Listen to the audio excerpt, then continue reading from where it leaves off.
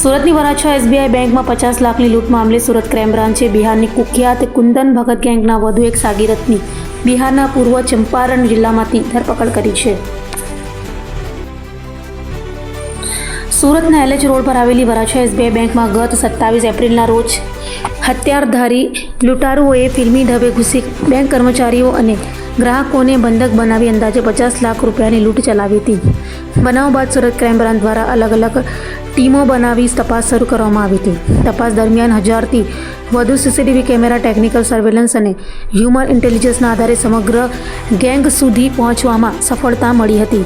તપાસમાં સામે આવ્યું કે આ સમગ્ર લૂંટનો માસ્ટર માઇન્ડ કુંદન ભગત છે, જે હાલ બિહારની જેલમાં બંધ હોવા છતાં જેલમાંથી ગેંગ ઓપરેટ કરી રહ્યો હતો.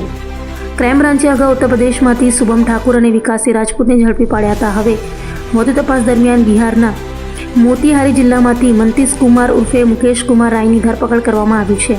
પોલીસ તપાસ મુજબ આરોપીએ બેંક અને ભાગવાના રૂટની રેકી કરવામાં મહત્વની ભૂમિકા ભજવી હતી. આરોપીને ટ્રાન્ઝિટ રિમાન્ડ પર સુરત લાવવામાં આવ્યો છે અને તેની પાસેથી વધુ પૂછપરછ હાથ ધરવામાં આવી રહી છે.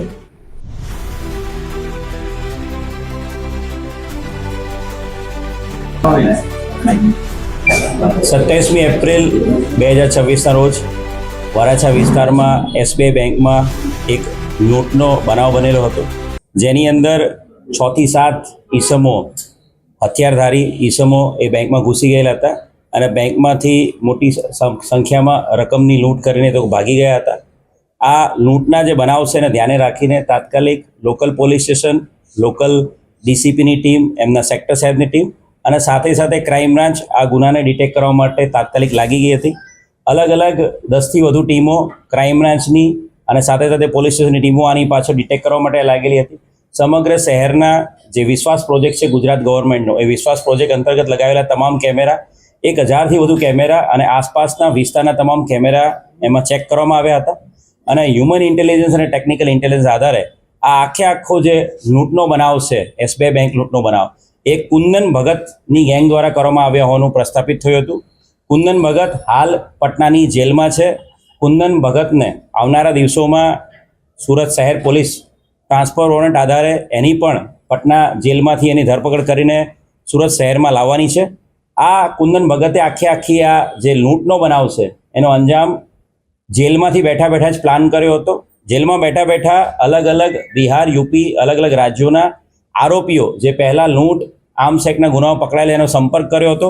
એ તમામને કોડવર્ડ આપવામાં આવ્યા હતા, કોડ નેમ આપવામાં આવ્યા હતા. એમની માટે અલગ અલગ સિમ કાર્ડની વ્યવસ્થા સુરત શહેરમાં એડવાન્સમાં એક માણસ મોકલીને તમામ તૈયારીઓ કરવામાં આવી હતી.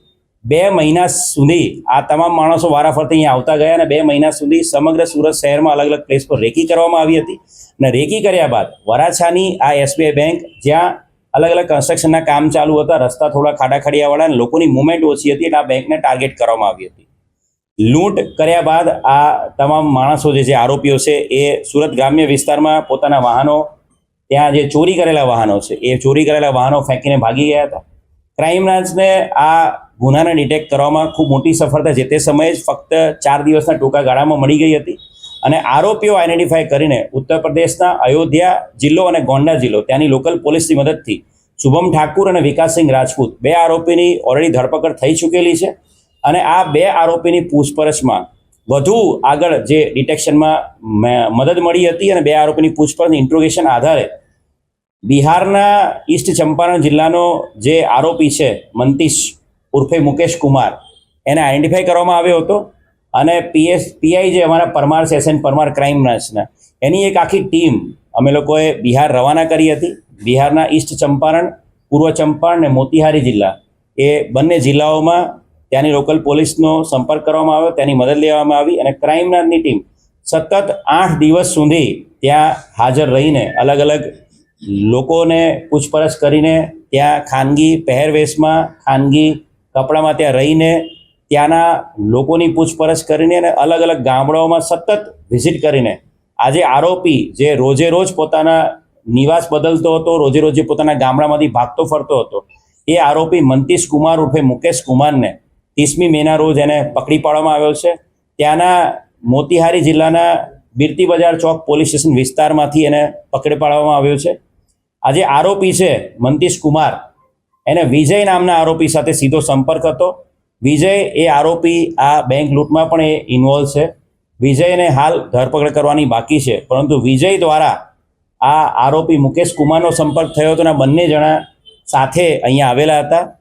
વિજયે આ આરોપીની પૂછપરછમાં એ પણ ખબર પડી છે કે આ લૂંટના અલગ અલગ ગુનાઓને અંજામ આપવા માટે આ વિજયનો નાનપણથી મિત્ર છે મુકેશનો, અને વિજય આરોપીને ત્યાં બિહારમાં એને ફાયરિંગની પ્રેક્ટિસ પણ કરાવેલી છે અને ફાયરિંગ પર ત્યાં એને શીખવાડેલું છે, જેથી કરીને કોઈ પણ ક્રાઇમને અંજામ આપવા માટે એ લોકો જાય તો ક્યાંક કોઈ એવો બનાવ બને, ફાયરિંગ કરવાની ઉપસ્થિત થાય તો એ લોકો ફાયરિંગ પણ કરી શકે. આ વિજય છે એને હાલ પકડવાનો બાકી છે, પરંતુ એનો આ ખાસ મિત્ર જે મંતીશ કુમાર ઉર્ફે મુકેશ કુમાર, એને ઈસ્ટ ચંપારણથી પકડી પાડવામાં મોટી સફળતા મળી છે.